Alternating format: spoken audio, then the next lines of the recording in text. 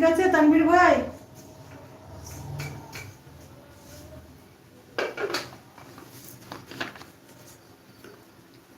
আচ্ছা, মুন বলছে করোনা যে হয়েছিল কি কি সমস্যা হয়েছিল বলো একটু শুনি। অনেক সমস্যা, কি বলবো।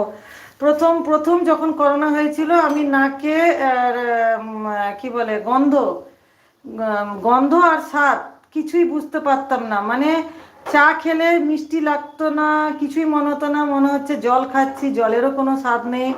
তারপরে গন্ধ, কেরোসিন পাউডার, সেন্ট, সাবান, কোনো কিছু গন্ধ পেতাম না। একদম নাক পুরো আলাদা রকম, মানে সে একটা অন্য অনুভূতি ছিল। তারপরে হচ্ছে দ্বিতীয়বার যখন করোনা হলো তখন আমার কথা বলা বন্ধ হয়ে গেছিল। একেবারে কথা বলা মানে আওয়াজ বেরোতো না একদম টোটালি। সে তখন আমার হাজবেন্ডেরও হয়েছিল, একসঙ্গে দুজনের হয়েছিল। কে কাকে রান্না করে খাওয়াবে, কে কাকে বিছানায় পড়ে থাকতাম।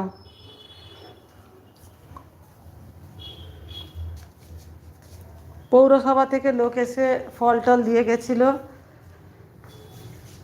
ফল খাবার ফ্রুট এইসব দিয়ে গেছিল।